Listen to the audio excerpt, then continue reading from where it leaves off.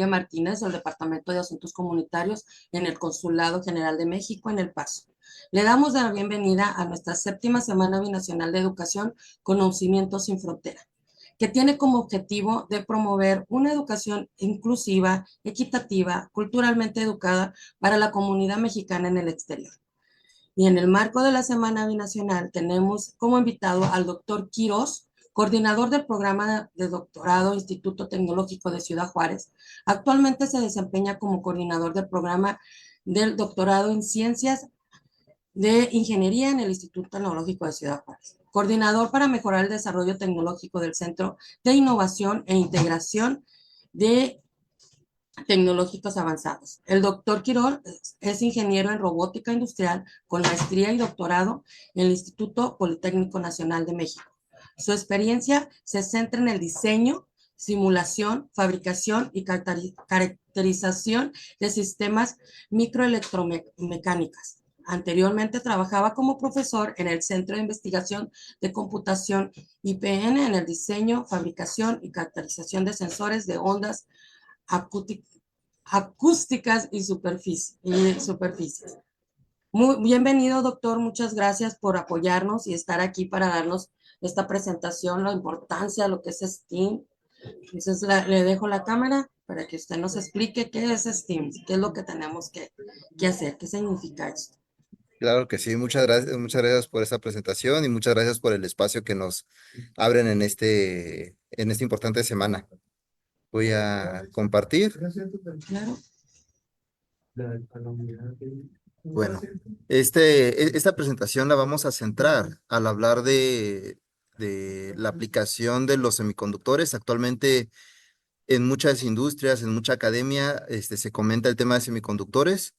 Tenemos que saber cómo trabajarlos y cómo se alinean y cómo vienen a modificar algunas de las empresas, de los proyectos académicos, de los proyectos de inversión, para que nuestros estudiantes estén preparados y puedan enfrentar este reto a nivel mundial al adaptar los semiconductores. Entonces, vamos a platicar acerca de los materiales conductores aislantes y entre ellos están los semiconductores, las áreas de desarrollo de talento, los proyectos de miniaturización, integración de soluciones, retos y ofertas académicas. Bueno, para hablar de semiconductores tenemos que entender que hay dos tipos de materiales, los que son conductores, los que son aislantes y unos materiales que se encuentran entre ellos. Al hablar de conductores, muchos de los metales tienen estas propiedades de facilitar el flujo de corriente eléctrica, que básicamente es el flujo de electrones a través a través de su estructura molecular. Existen materiales que son mejores conductores y existen materiales que tienen cierta resistencia a este flujo. El oro, por ejemplo, es uno de los materiales que tienen mejor comportamiento para permitir el flujo eléctrico. Tanto las propiedades térmicas como las propiedades eléctricas se encuentran estrechamente relacionadas. Por eso los metales son tan buenos conductores eléctricos y buenos conductores térmicos. Al hablar de aislantes, hablamos de materiales que nos permiten evitar que fluya la corriente eléctrica a través de ellos. En este caso podemos hablar de la madera, podemos hablar de los plásticos, que son materiales que nos ayudan a aislar. Por eso, cuando nosotros hacemos las instalaciones eléctricas de nuestras casas o hemos desarmado un contacto, hemos visto que el cable de cobre se encuentra forrado de plástico. Este material aislante permite que no se generen cortos dentro de la estructura eléctrica y nos permite un correcto funcionamiento. Al hacerla Al entender esas características que podemos evitar el flujo de corriente o podemos permitir el flujo de corriente a través de ellas, tenemos entre ellos los materiales que denominamos semiconductores. Estos materiales se comportan tanto de manera como conductor y se comportan como aislante al mismo tiempo. La variación para generar ese flujo de electrones o esa barrera de flujo de electrones Podemos modificarla a través de propiedades térmicas, a partir de propiedades eléctricas, a partir de propiedades ópticas. Y eso es la gran aportación que permite la integración de circuitos integrados en tamaños tan pequeños.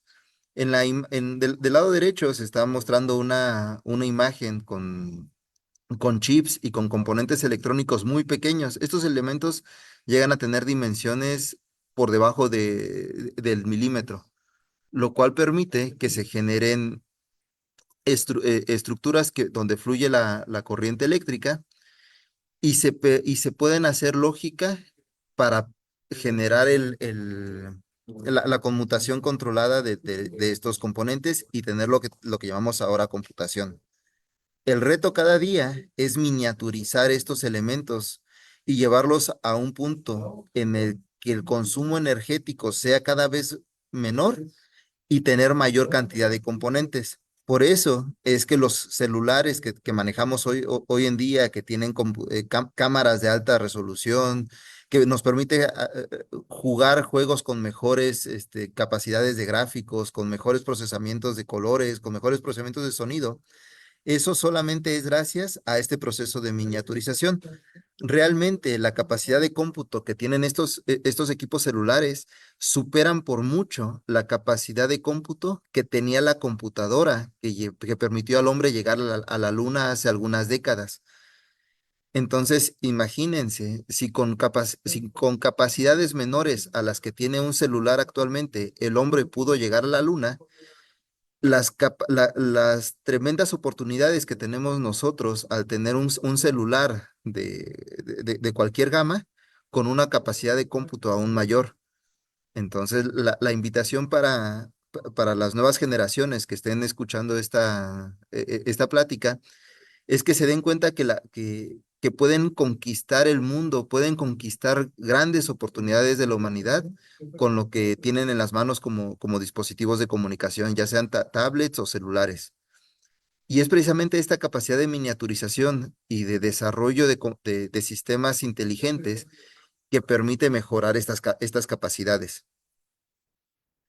Pero al hablar de semiconductores, tenemos que entender mucho la capacidad, la estructura molecular.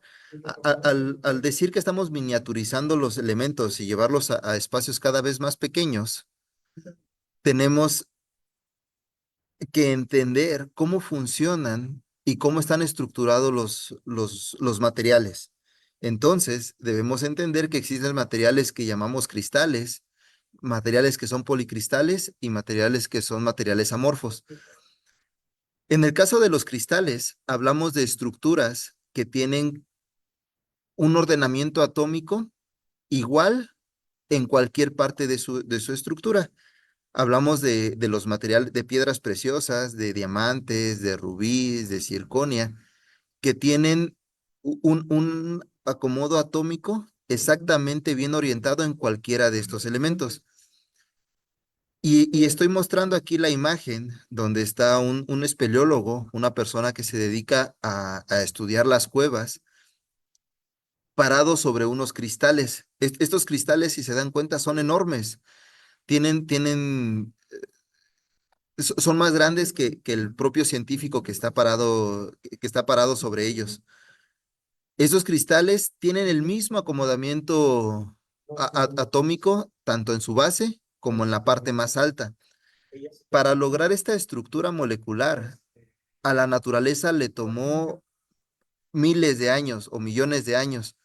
Tuvo que haber un proceso de enfriamiento controlado para permitir que estos minerales se fueran acomodando de una manera ordenada y generaran esos cristales tan altos. Estos cristales se encuentran en México. ¿Dónde? En el estado de Chihuahua. Y son conocidos por ser los cristales naturales más grandes del mundo. Se encuentran en una cueva en una región que se llama Naica.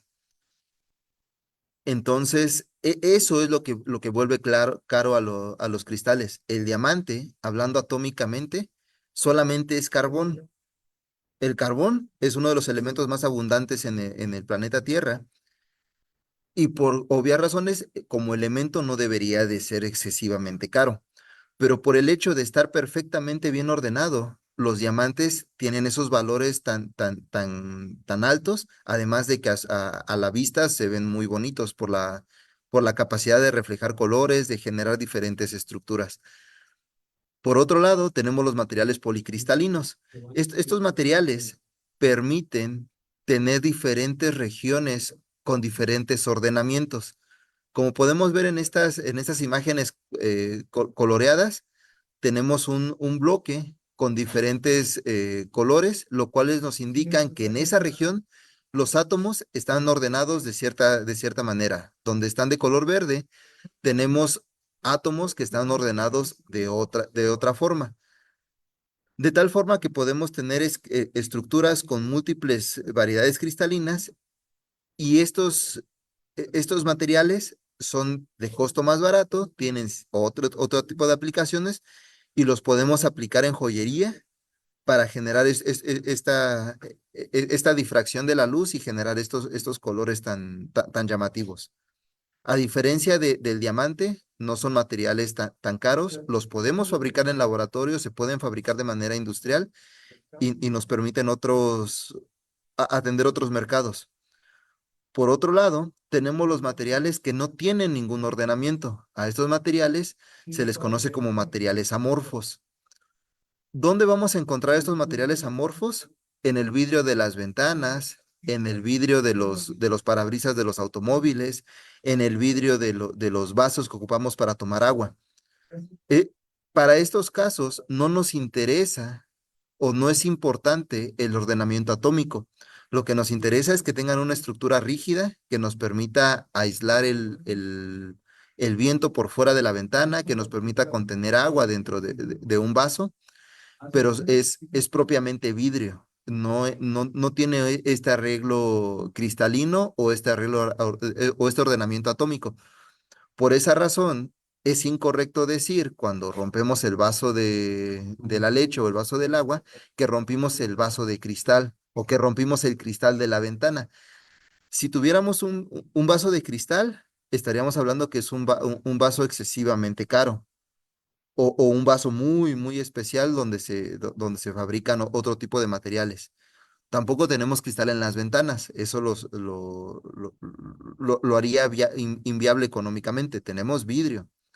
Entonces, los invito a después de esta plática poder diferenciar esto y poder entender dónde tenemos vidrio, dónde tenemos cristales y dónde aparecen estos policristales. ¿Por qué es importante hablar de estos materiales? Es importante hablar de esto porque al tener estructuras perfectamente bien ordenadas atómicamente, podemos entender cómo funciona la física a través de ellos y cómo es que se propaga los electrones moviéndose a través de estas estructuras cristalinas. Por lo tanto, se pueden generar modelos matemáticos o podemos describir de manera física cómo está este ordenamiento y entonces llevarlo a un nivel de diseño que nos permita regular el flujo de electrones y fabricar transistores, fabricar diodos, que en su integración nos permite generar computadoras. Si este entendimiento no fuera claro o no estuviera perfectamente bien descrito, la, la integración de los chips no sería viable, ya que uno trabajaría de una forma, el siguiente chip trabajaría de otra manera, totalmente desordenados, y necesitamos que los ceros y unos a través de una computadora fluyan de manera precisa, de acuerdo a ciertos tiempos para poder hacer el procesamiento de los colores, del audio, de los videojuegos que tanto nos gustan. Entonces, esta es la parte interesante. Esto lo vamos a desarrollar con matemáticas, lo vamos a desarrollar con física, y son diferentes niveles que se tienen que ir desarrollando. Cuando estamos en la primaria, desarrollamos las habilidades matemáticas para resolver problemas asociados al entendimiento de las sumas, de las restas, de las multiplicaciones y divisiones. A medida que vamos creciendo académicamente, nos van proporcionando los diferentes maestros diferentes herramientas para describir problemas cada vez más complejos de manera más sencilla. Aparecerán temas como física de estado sólido, física newtoniana, física a través del modelado de energías, modelos matemáticos como lo son las ecuaciones diferenciales, cálculo multivariable, que son las herramientas que nos permiten resolver los acertijos de la naturaleza, ponerles una forma ordenada y formal al comportamiento de la naturaleza y poder llevarlo a una construcción de dispositivos.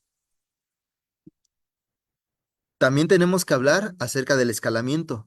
¿Qué tanto es algo pequeño y qué tanto es algo grande? En este caso, tenemos varias imágenes. Todos hemos visto volar un colibrí al lado de una flor. Son estos pajaritos de multicolores, de colores irisentes, que tienen tamaños de 5 centímetros aproximadamente. Estas aves podríamos considerarlas ya pequeñas. Si hablamos de un granito de arroz, este granito de arroz tiene aproximadamente 5 milímetros de longitud, que es son 5 milésimas de un metro. Si dividiéramos un metro en 1000 partes, estaríamos hablando de 5 de estos elementos. Cuando hablamos del grosor del cabello humano, el grosor de nuestro cabello, estamos hablando que en promedio tiene 100 micras. Una micra es la millonésima parte de un metro. Tendríamos que dividir un metro en 1 millón de partes para, para, para entender cuánto es una micra. Si dividiéramos el grosor del cabello en 100 partes iguales, estaríamos hablando de que eso es una micra. Por otro lado, los glóbulos blancos o las células de la sangre están en promedio en los 10 micrómetros. Y si nos vamos todavía aún más pequeños, encontramos los elementos del transistor. Estos elementos del transistor, eh, eh, la geometría más pequeña, que es una parte que se le conoce como compuerta, está alrededor de los 40 nanómetros para esta imagen. Actualmente los dispositivos electrónicos tienen tamaños de 8 nanómetros, de 4 nanómetros, y estos elementos son la 100 millonésima parte de un metro. Un nanómetro es, si un micrómetro lo dividiéramos en 1000 partes, estaríamos hablando de esta dimensión. Para poderlos ver, no es suficiente un microscopio óptico. No, rebasa un límite físico para la óptica de lentes. Tenemos que ocupar otro tipo de dispositivos, que en este caso son los microscopios electrónicos. Esta fotografía o esta micrografía fue tomada con un microscopio electrónico de barrido. Es interesante mencionar esto porque la forma en la que trabajan estos dispositivos es a partir del bombardeo de electrones. Imagínense que un electrón, que es una parte que divide al átomo, es bombardeada hacia la superficie que se quiere observar. Los electrones, si los viéramos como un modelo de canicas, rebotan sobre la superficie y hay sensores que permiten medir la energía con la que están rebotando los electrones y se visualiza la superficie en función de la dirección y la energía con la que están rebotando. De esta forma, es viable ver estas estructuras. Y esto me permite recordar una disertación de un científico que se llamó Richard Feynman, que en su exposición menciona que la física teórica está llegando a un límite donde no se puede validar lo que la teoría dice. Y reta a los ingenieros, reta a los científicos, a los tecnólogos, a fabricar los dispositivos que la física teórica dice que existen. Entonces, si ya llegaron a un límite óptico, tienen que ocupar otras herramientas. ¿A partir de qué? De hacer rebotar algo pequeño. Se pueden separar electrones. Los fotones son electrones de luz, vamos a llamarlo de esa forma. Entonces, si podemos dirigir un haz de luz a una superficie y ver cómo estos elementos que generan la luz rebotan, se puede construir la superficie. Entonces, esta disertación de Richard Feynman fue bastante interesante porque reta a los ingenieros, reta a los tecnólogos a construir estas superficies y estas herramientas de alto valor tecnológico para el desarrollo de las estructuras. Por otro lado, debemos entender cuáles son el valor de los semiconductores actualmente en la industria. Esta es una proyección que se hace alrededor de los dispositivos que consumen semiconductores como chips o como materiales. Y podemos ver que existe un crecimiento en aplicaciones de computación, en aplicaciones de comunicación inalámbrica, en aplicación automotriz, en industria de electrónicas, en electrónica de consumibles, en electrónica alámbrica. Y esto a nuestras nuevas generaciones les debería de ser de alto valor conocerlo. Todos queremos terminar una carrera, encontrar un trabajo bien pagado. Y una de las áreas que tiene un gran potencial para el desarrollo es alrededor de la tecnología. La tecnología continuamente está evolucionando, continuamente nos enfrentamos a retos, continuamente tenemos que estar innovando y construyendo y entender que el área de semiconductores tiene una alta demanda, nos permite a las nuevas generaciones formarlos y prepararlos para este nuevo reto, que empiecen a tomar estas capacidades. ¿A partir de qué? De entender la ciencia que existe, existen los materiales, entender los modelos matemáticos que describen este comportamiento. Al final, para cualquier ingeniero o para cualquier científico, su lenguaje de comunicación son las matemáticas. Tenemos la ciencia que se tiene que desarrollar a través de esto. Y la ingeniería es la que nos permite construir todas las herramientas, todos los experimentos, todas las pruebas para validar lo que se está probando de manera teórica. En el área de desarrollo de semiconductores, necesitamos desarrollar expertos en el área de suministro de materiales, expertos que permitan trabajar con el recurso primario, que en este caso uno de los más importantes es el silicio. ¿Cómo fabricamos obleas de silicio? ¿Cómo fabricamos cristales? ¿Dónde lo encontramos en la naturaleza? La arena de mar es rica en silicio. Entonces, necesitamos desarrollar a los expertos, a los nuevos ingenieros que puedan construir máquinas o innovar máquinas para, para la obtención de estos materiales. Personas e ingenieros que puedan diseñar los dispositivos, que los puedan proponer su proceso de fabricación. El proceso de fabricación es muy similar al proceso de serigrafía con el que tenemos el estampado de nuestras playeras, con nuestro equipo de fútbol favorito. Tenemos diferentes moldes con diferentes colores que se van estampando y permiten tener playeras con múltiples colores. En el caso de los semiconductores, el proceso de fabricación es muy similar. Tenemos un molde que tiene los patrones que queremos transmitir y por otro lado tenemos luz. Esta luz es la que es transmitida a través de diferentes patrones y con diferentes colores para grabar los materiales que son sensibles a la luz y poder generar estos patrones tan detallados. Aquí me voy a permitir llamarlo colores a esta luz de la cual estoy hablando, pero realmente estoy hablando a diferentes niveles del espectro electromagnético que tienen diferentes tamaños de longitudes de onda para poder hacer este grabado. La luz que nosotros vemos de manera visible es propiamente una sección de este espectro electromagnético. Solamente que para poder grabar estas estructuras, la luz o los colores que se generan, que se usan, están fuera de nuestro rango visible. No, no, no, no vamos a ver estos colores, no vamos a ver esta luz, pero por el hecho de no verla no quiere decir que no exista. Su tamaño de luz es muy pequeña, que permite grabar estas geometrías tan intrincadas y tan pequeñas.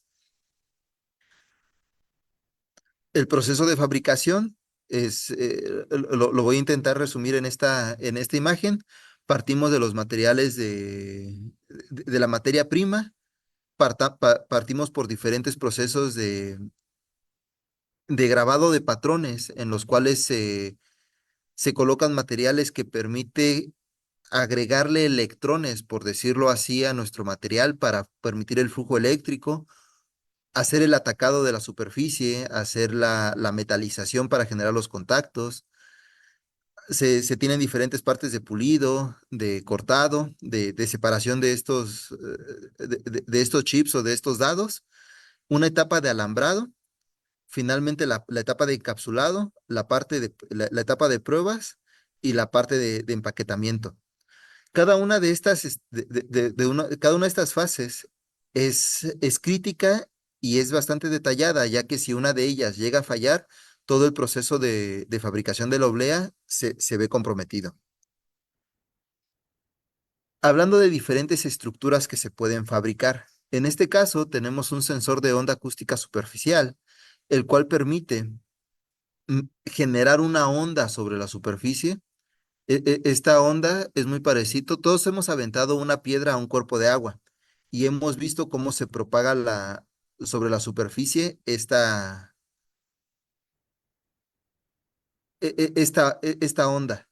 Entonces, conforme se va propagando esta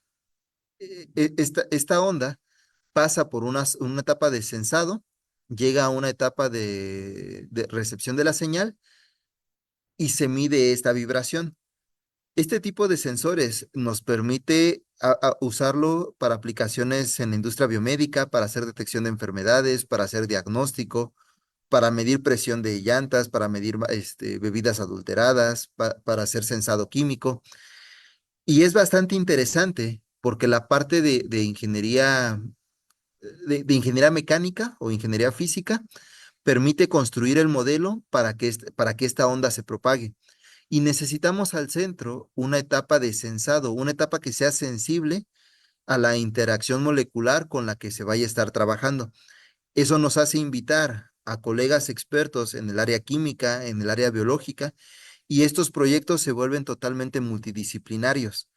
Otra vez aparecen todas las habilidades STEM. Necesitamos ciencia, necesitamos tecnología, ingeniería y matemáticas para poder hacer esta descripción. Otra de las aplicaciones con las que se ha trabajado, existen unas cosas que se llaman implantes cocleares, que son los dispositivos que usan las personas sordas que tienen algún daño en el oído medio o en el oído interno para permitirles recuperar una capacidad un nivel de su capacidad auditiva. En este caso, la, son dispositivos que pueden funcionar como una membrana elástica, como la que todos hemos brincado en algún momento sujeta por resortes. Esta capa elástica se mueve de arriba para abajo, ocasionada por la presión acústica o por el sonido.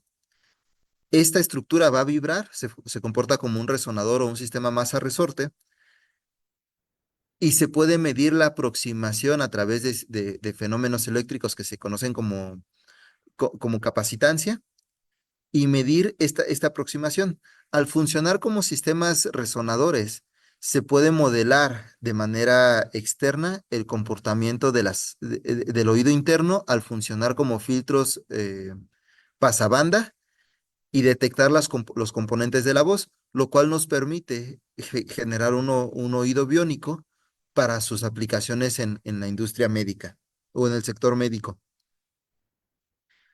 Como ven, el reto es bastante grande y bastante amplio. Se requieren diferentes áreas del conocimiento, se requieren diferentes especialidades, desde técnicas, ingeniería, ciencia, investigación, y por lo tanto necesitamos diferentes espacios que nos permitan construir, validar, probar y caracterizar estos dispositivos en fabricación. Actualmente existe en Chihuahua un laboratorio que se llama Laboratorio Nacional de Microtecnología y Semiconductores. el cual está integrado por diferentes instituciones académicas de la región, entre ellos la UACJ, el Tecnológico de Ciudad Juárez, el CIMAP, el Tecnológico de Chihuahua, entre otros, y a través de ellos y entender cuáles son las fortalezas que se tienen en cada uno de de estas instituciones, poder hacer este trabajo multidisciplinario y multiinstitucional para poder seguir construyendo estos dispositivos y poderlos llevar a una etapa de realización. Es importante entender cuáles son las fortalezas de las diferentes instituciones y cuáles son nuestras propias fortalezas, así como Estado y como región, para poder atender este sector. Necesitamos también resolver la etapa de laboratorios. Se está buscando junto con estas instituciones colaboradoras y con otros fondos de financiamiento para poder obtener y construir laboratorios que permita a la academia hacer estos desarrollos de innovación y desarrollo tecnológico. Necesitamos laboratorios especializados que atiendan entiendan las necesidades de la industria, entiendan sus necesidades de innovación para generar, atraer y crear el talento requerido para atender estas necesidades. Como un panorama hacia este mercado creciente, pues tenemos un vehículo. Estos vehículos tienen grandes cantidades de sensores que permiten estar midiendo el consumo de la gasolina, estar midiendo las condiciones de frenado, estar midiendo las condiciones de conducción para hacer estos dispositivos cada vez más inteligentes y más seguros. Los vehículos de gama media y gama alta, su costo final que se ofrece al mercado porcentualmente es más lo que se paga por la computadora que lo que se paga por el motor del vehículo. Lo que quiere decir que dentro de un vehículo tenemos una infinidad de computadoras, una infinidad de sensores que permiten garantizar la integridad y seguridad de los ocupantes. Y estos dispositivos se tienen que estar innovando y adaptando, y más con la llegada de la electromovilidad, donde los dispositivos cada vez son más eléctricos, son más electrónicos y tienen que estar siendo cada vez más optimizados, más eficientes, y eso requieren a nuevo talento que continúe estos desarrollos. Hablamos de biosensores. Muchos de nosotros traemos algún dispositivo que está midiendo algo de nuestro cuerpo de manera constante, ya sean relojes inteligentes, dosificadores de medicamentos, medimos la glucosa en sangre. Estos dispositivos cada vez los queremos hacer más pequeños. ¿Para qué? Para que sean menos invasivos. Queremos medir la concentración de azúcar en la sangre sin la necesidad de estarnos picando, de generar una gotita de sangre. ¿Cómo podemos medir el nivel de azúcar sin ser invasivos, sin lastimar el cuerpo? ¿Cómo podemos medir las señales que se generan en nuestro cerebro sin necesidad de traer tantos electrodos de manera visible y que estos permitan una medición de manera continua? Hablamos de generación de estas señales y tenemos que hablar también del suministro de la energía. ¿Cómo podemos obtener energía para mantener estos dispositivos funcionando? Hablamos de cosechamiento de energía a partir de vibraciones, de efectos térmicos, de efectos luminosos. Y es un gran reto y proyectos que se están desarrollando de manera continua, no solamente en el Tecnológico Nacional de México o en el Instituto Tecnológico de Ciudad Juárez, sino a nivel mundial. Grandes universidades trabajan en ese tipo de proyectos actualmente. Hablando un poquito de lo que nosotros tenemos como tecnológico, tenemos doctorados, maestrías, especialidades, módulos de especialidad, ingeniería en semiconductores y diplomado en semiconductores que actualmente ya se están impartiendo dentro de los campus del TEC.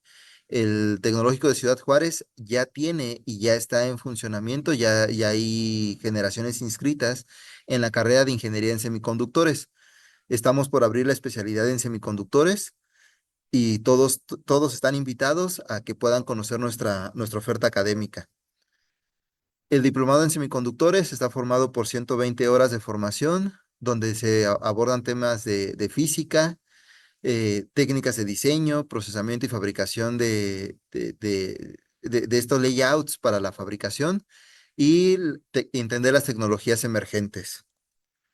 Hablamos de programas educativos. En el caso de la ingeniería en semiconductores, es una ingeniería a cursarse en 4 años y medio, donde se abordan temas específicos que permite al estudiante y egresado especializarse en esta área del conocimiento. Esta carrera ya está en operación y se está impartiendo de manera continua dentro de nuestras instalaciones. Tenemos aliados estratégicos, entendemos la fortaleza que debemos de tener junto con nuestras instituciones amigas, formamos parte del Plan Sonora, tenemos alianzas y convenios con el Sinvestab y con el Instituto Nacional de Astrofísica Óptica y Electrónica. Y por mi parte sería todo. Les doy las gracias por su atención. Les dejo los datos de contacto para que nos puedan escribir y puedan estar en comunicación.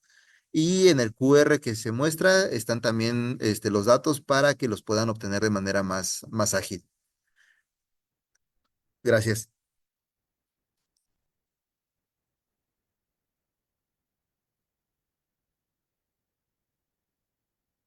Eh, Creo que tienes el micrófono apagado.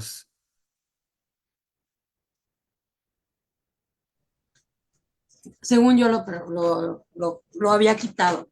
Ok, le digo que fue una plática muy interesante. La verdad, hay muchas cosas que uno no sabe. Sabemos que STEAM es una área que está en toda nuestra vida cotidiana. Lo que mencionó ahorita, en toda, tanto salud, financiero, educativo. Entonces, sí, sí es muy interesante. Una de las cosas que me impactó mucho es que aquellos diamantes que compramos, que están súper carísimos, es de carbón. Entonces, sí fue muy, muy interesante. Muchas gracias, le agradecemos mucho a aquellos jóvenes que están interesados en ser parte de todas estas carreras de TEC de Ciudad Juárez. Se pueden comunicar con nosotros. Si tienen preguntas, pueden ponerlos en el chat. Ya sabemos que algunos ahorita están trabajando, pero al momento de revisar esta plática tan interesante, tengan algunas dudas, pueden comunicarse con nosotros y con mucho gusto les mandaremos todas sus respuestas. Se los mandamos al doctor Quiroz para que él conteste todas sus preguntas que tengan ustedes a este tema. Muchas gracias. Lo que queda con nosotros es que sigan con nosotros en nuestra Semana Binacional de Educación. Estamos hoy en el Museo de Historia a las 4:30. Acuérdense llevar a sus niños, aprender un poquito de nuestra cultura mexicana. Va a haber ahí algunos lecturas que se van a dar para todos nuestros infantes. Entonces los esperamos a las 4:30 en el Museo de Historia. ¿O alguna otra cosa, doctor, que usted quisiera agregar? Pues nada más hacer la invitación a las nuevas generaciones que nos están escuchando, que se sigan formando, que sigan estudiando, y es la forma en la que tenemos de cambiar el mundo y cambiar nuestra sociedad. Gracias. No, gracias a usted. Que tenga muy buena tarde. Gracias Gracias. a Hasta todos. luego.